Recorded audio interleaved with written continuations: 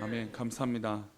우리 지난주에 이어서부터 우리 1월 또 2020년은 대예배 때 사명, 즉 하나님께서 나를 부르셨다, 나를 사용하신다라고 하는 측면을 가지고 계속해서 말씀을 나누고자 합니다.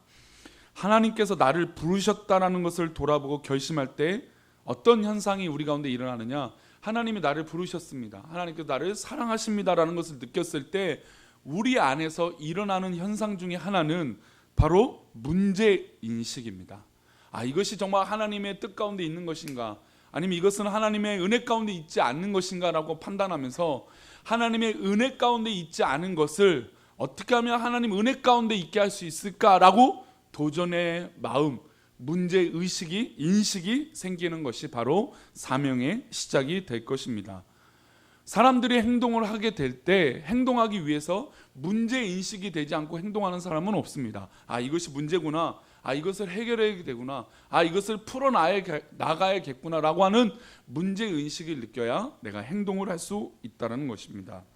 그런데 한국교회가 많은 성장과 부흥을 해오면서 사회적 책임과 이 문제인식에 대해서 많이 부족해 왔다는 것입니다.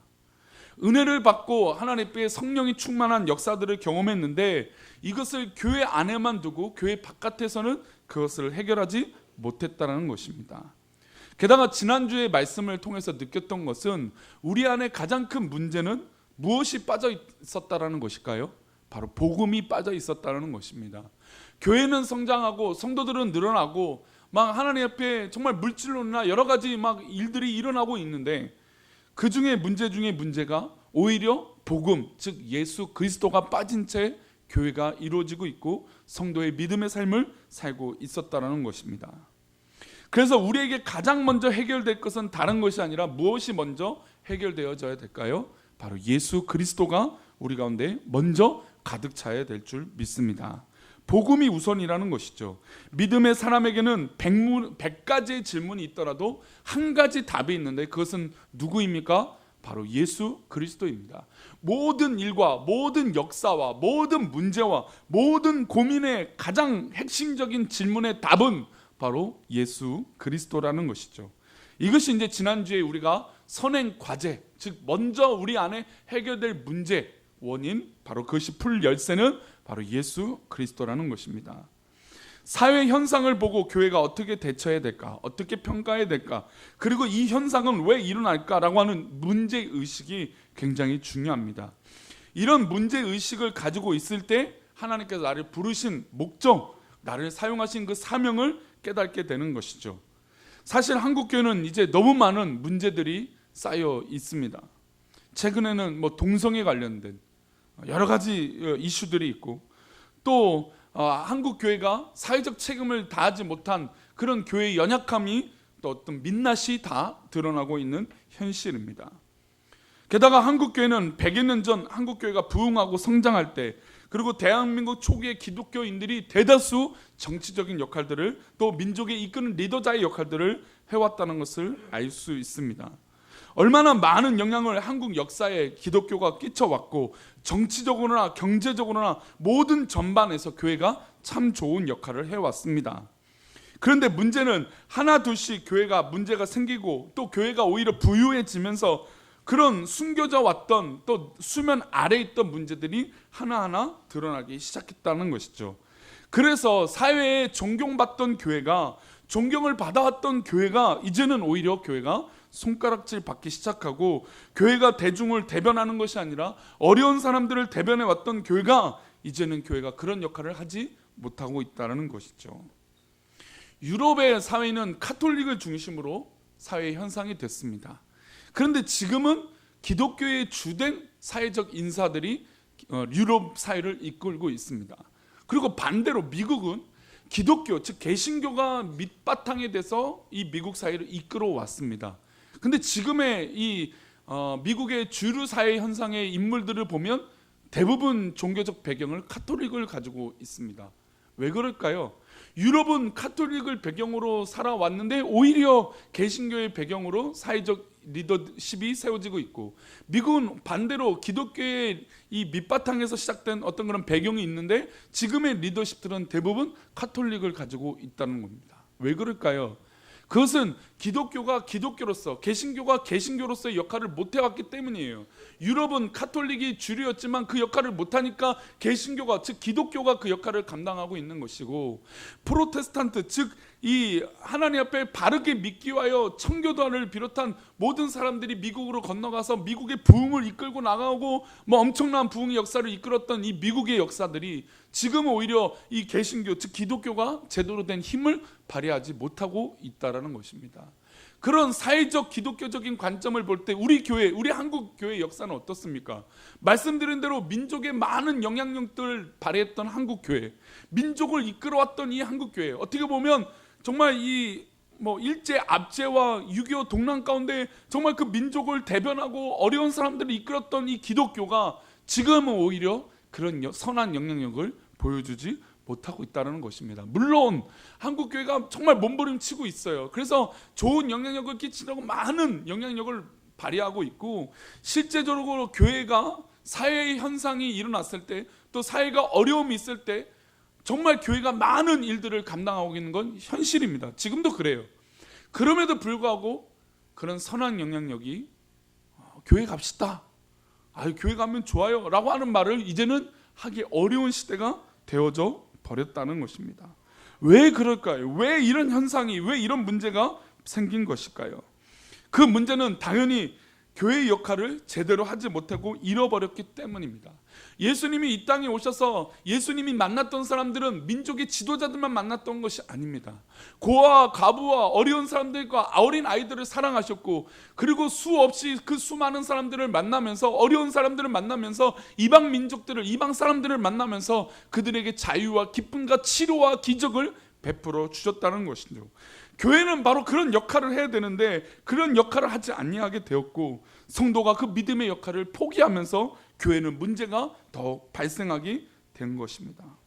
사명을 잃어버리고 하나님의 부르심을 잃어버리고 살았기 때문입니다. 이것이 우리에게 가장 큰 문제인 것이죠. 하나님께서 나를 사랑하셔서 구원하시고 나에게 원하시는 역할이 있습니다. 우리 한번 따라할까요? 하나님께서 나를 사랑하셔서 구원하셨고 나에게 원하시는 역할이 있다. 그 역할이 무엇일까라고 고민하는 게 바로 문제인식이에요.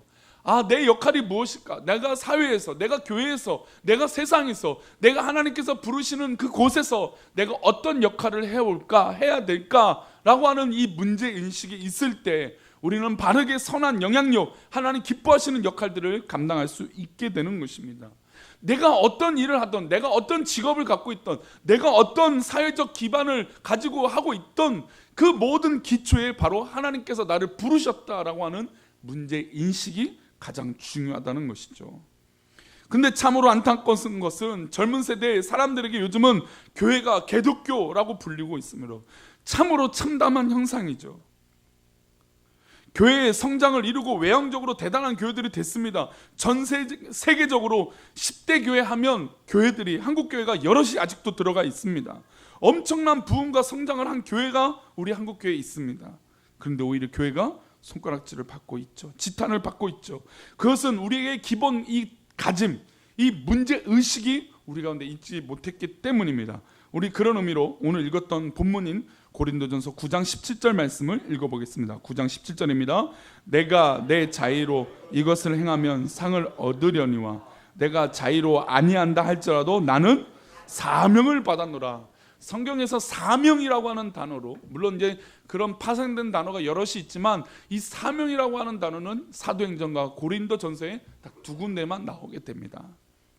이 말씀 보면 내가 자의로, 그러니까 내가 내 뜻대로 순종하고 내가 이것을 행하면, 내가 감사함으로 자원하는 마음으로 복음을 행동하고 살아가면 하나님께서 상을 주신다는 것이죠. 그런데 내가 내 자의, 그러니까 내가 좋아서, 내가 선해서 어떤 그런 좋은 마음으로 하지 않더라도 하나님께서 주신 사명이라면, 하나님께서 주신 일이라면 어떻게 하겠다는 것입니까? 하겠다라는 것이죠.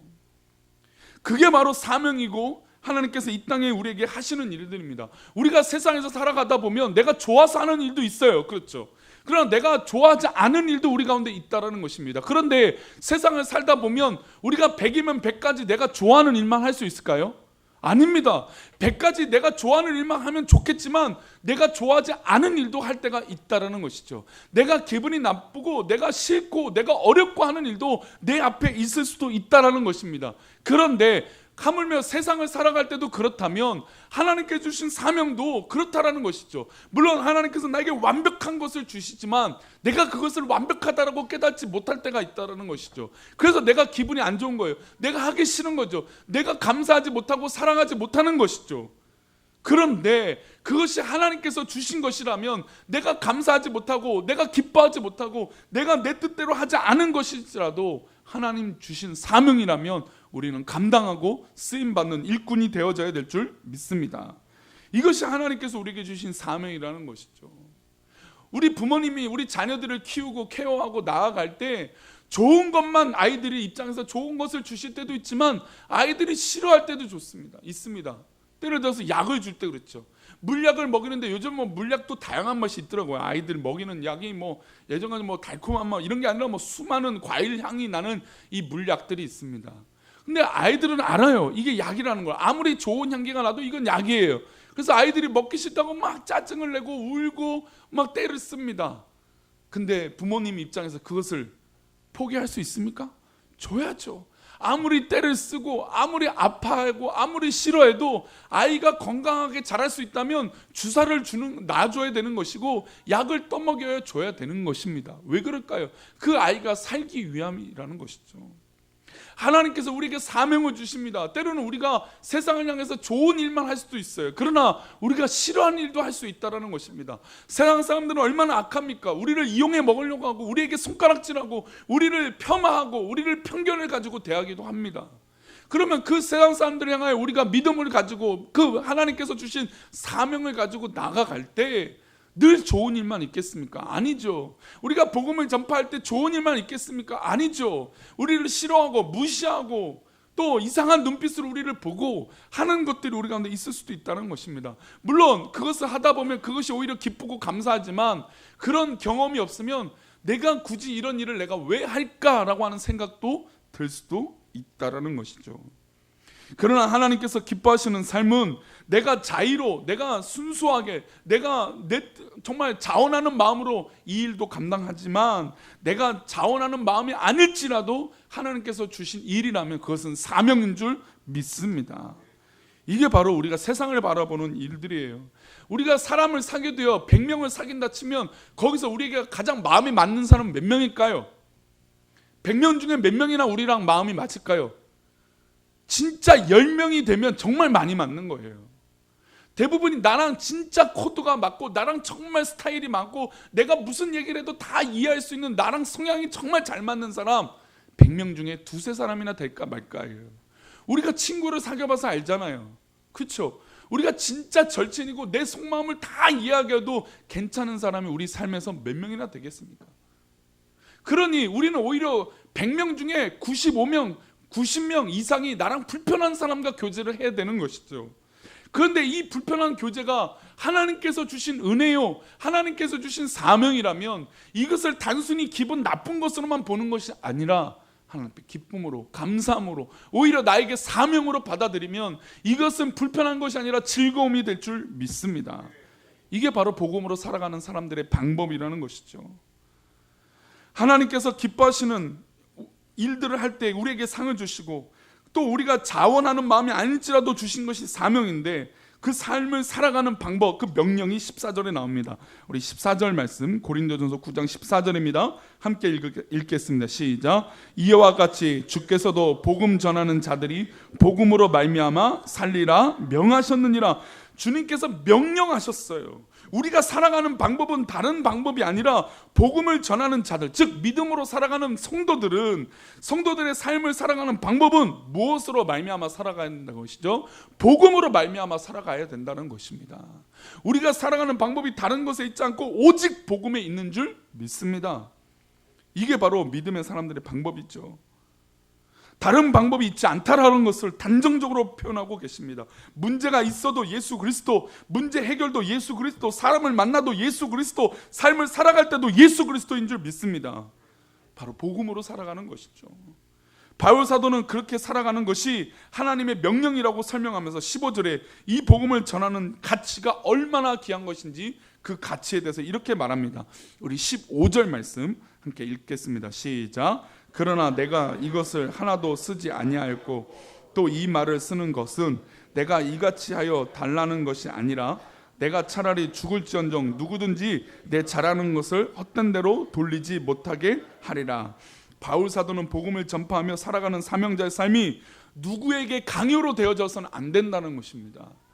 물론 목사는 강요를 하죠, 설교를 하죠, 도전을 주죠. 근데 그 도전, 이 강요로 성도들의 삶이 되어지는 것이 아니라 성도님의 삶이 기도하고 성도님 삶 스스로 판단하고 성도님 삶 스스로 하나님 앞에 붙들림 받으라는 것이죠. 만약에 제 설명으로 된 거라면 이것은 가치 없는 복음이 되는 것입니다. 제 설득으로 성도님들이 움직이고 제가 막 어떤 뭐로 예를 들어 잔소리를 해서 움직인다. 물론 그것으로도 움직일 수 있겠지만 우리의 진정한 가치는 누구의 말씀대로 순종하는 사람들입니까? 하나님의 말씀대로 하는 것이죠. 하나님 말씀대로 하니까 내가 싫어도 좋아도 하는 거예요. 그러나 이인수 목사가 하는 이야기라면 그것은 싫으면 안 하는 것이죠. 물론 목사의 말이 하나님의 뜻에 기반해서 있는 거라고 믿으신다면 그것이 하나님 뜻이라고 느껴지시고 고백되어진다면 뜻대로 하는 거죠. 그러나 그것이 인간의 뜻이라면 그것은 우리에게 순종할 가치가 없습니다. 교회는 바로 여기서부터 문제의 해결이 시작이 되어져야 돼요. 교회는 하나님의 뜻으로 하나님이 기쁘신 뜻으로 나아가는 것을 모든 성도들이 기뻐하고 감사하고 순종할 때 진정한 교회의 부흥과 성장이 있게 될 줄 믿습니다. 하나님의 뜻이 이루어지는 것이죠. 목사의 뜻이 이루어지는 게 교회가 아니라는 것입니다.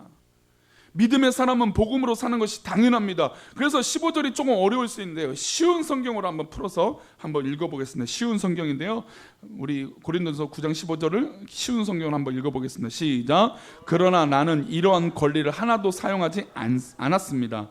그렇다고 해서 여러분이 나에게 그렇게 해주기를 바라서 이 편지를 쓰는 것이 아닙니다. 여기까지요. 그러니까 지금 복음을 위해서 살아가십시오, 복음으로 살아갑니다 라고 하는 명령, 주님께서 명령하신 것을 이야기했습니다. 근데 그 복음으로 살아가는 것을 그렇게 해주기를 내가 바라서 이 편지를 쓴 것이 아니다라는 것입니다. 왜 그럴까요? 그 다음 읽어볼까요? 내가 가지고 있는 이러한 자부심을 빼앗기기보다는 차라리 굶어 죽는 것이 편이 더 낫습니다. 바울 사도는 이 복음의 가치가 누구의 설득으로 되어지는 건 아무 의미가 없다라는 것이죠. 복음은 내가 스스로 받고 예수 그리스도를 내가 스스로 받아들여서 이 예수 그리스도로 말미암아 내가 복음을 전하고 살아가는 것입니다.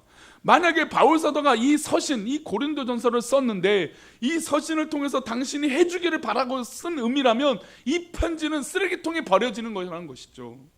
그리고 내가 가지고 있는 이런 자부심, 이 자부심이 무엇입니까? 누구를 위해서 살아가는 것입니까? 예수 그리스도를 위해서 살아가는 이 자부심이 우리 가운데 있다는 것입니다. 그런데 이 자부심이 빼앗기는 거라면 차라리 어떤 상태요? 굶어 죽는 게 낫다는 것입니다. 내가 복음을 위해서 살아가는 것이지, 내가 예수 그리스도를 위해서 내가 이렇게 살아가는 것이지, 내 자부심과 자긍심과 자존심이 바로 예수 그리스도로 말미암아 있는 것이지 다른 것에 있지 않다라는 것입니다. 이게 진짜 믿음이고 진짜 복음이라는 것이죠.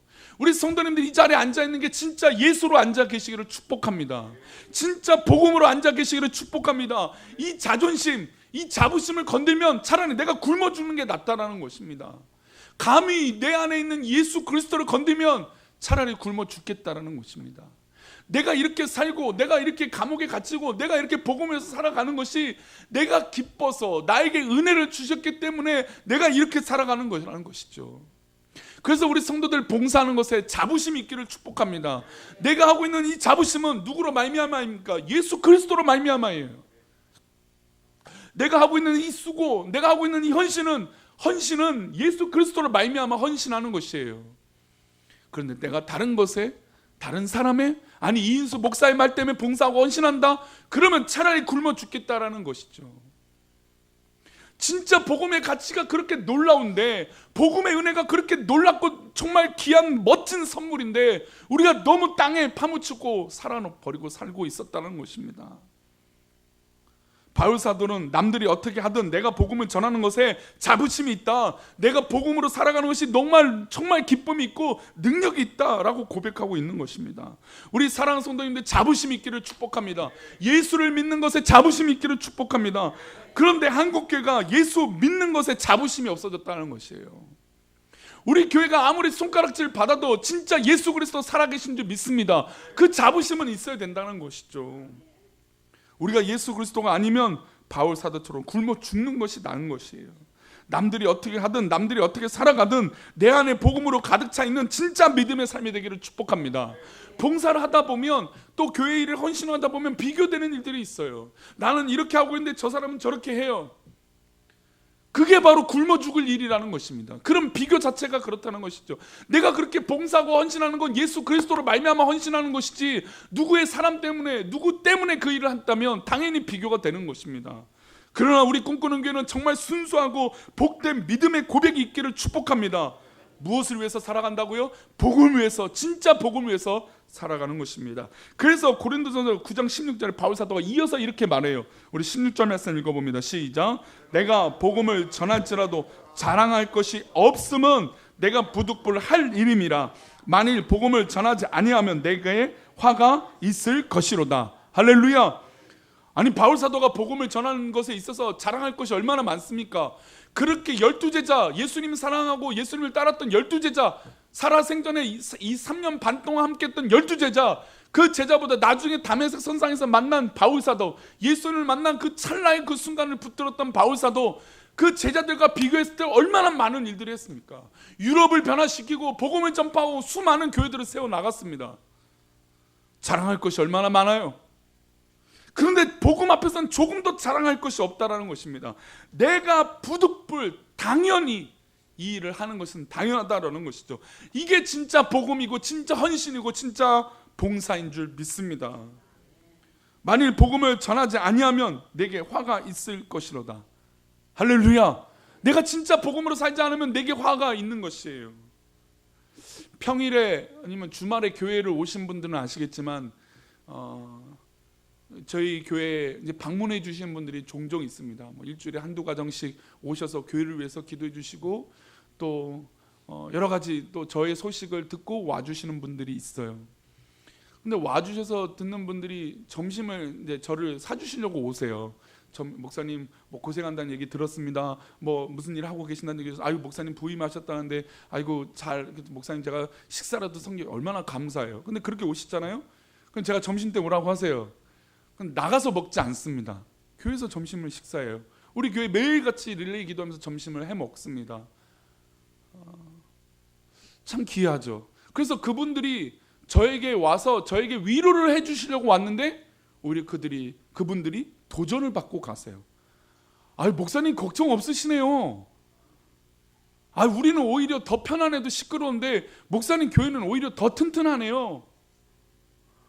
이것만 지나가면 아마 우리 하나님께서 더 크게 쓰시겠네요. 이 일들을 이렇게 얘기해 주세요. 근데 제가 그 얘기를 듣고 정말 다른 생각이 조금 더 들지 않아요. 우리 성도들을 보고 조금 더 다른 생각이 들지 아니에요. 왜냐하면 하나님 살아계셔서 우리가 이렇게 하고 있는 건 우리 교회에 살아계시는 하나님 이 복음을 위해서 전진하며 나아가는 것인 줄 믿습니다. 우리가 지금 결과를 위해서 살고 있는 게 아니잖아요. 그렇죠? 어떤 결과를 도출해내려고요? 죄송하지만 아니에요. 우리는 하나님의 뜻이 어떤 결과로 있을지 모르지만 하나님의 뜻을 믿고 기도하고 있는 것이에요.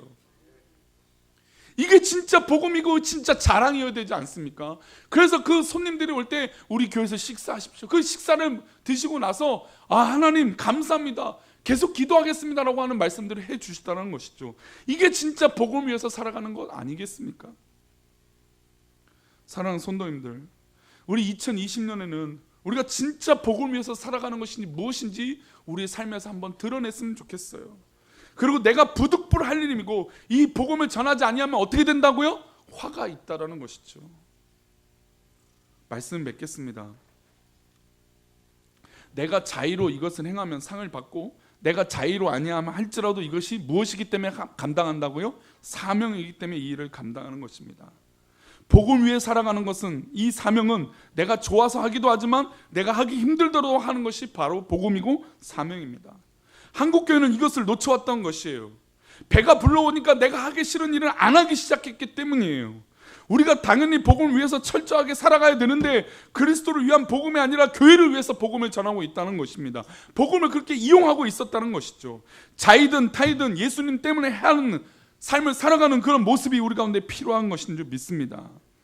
그런데 그렇지 않으면요, 본심이 그렇지 않으면 누구도 알까요? 세상 사람들도 알아요. 어린 아이들도요, 옆에 있는 어른들이 진심으로 나를 사랑하는지 알아요. 그리고 미물들도 알아요. 강아지, 개도 그 주인이 진심으로 자기를 사랑하는지 안 사랑하는지 알아요. 근데 진짜 예수를 믿는, 하나님을 믿는 백성이 하나님을 진짜 사랑하는 모습이 나타나지 않는다면 하나님은 얼마나 괴로우실까요? 이게 바로 교회가 놓쳐왔던 것이고 우리 성도들이 놓쳐왔다는 것입니다. 맨날 좋은 거, 기쁜 거, 그냥 잘 되는 것만 우리는 사모해왔고 어렵고 더럽고 힘든 것은 버리고 왔다라는 것이죠. 그러나 하나님은 이 더럽고 어려운 일을 우리에게 요구하고 계시는지 모르겠습니다. 그럴지라도 하나님 일이라면, 하나님 복을 위해서 사는 거라면 기쁨으로 이 일들을, 이 사역들을 감당하는 귀한 사명자들이 되시기를 축원합니다. 우리 사랑하는 성도님들, 사명자가 되시기를 축복합니다. 문제의 의식을 갖고 하나님 앞에 쓰임받는 일꾼 되시기를 축복합니다. 이 시간 우리 다 같이 일어나셔서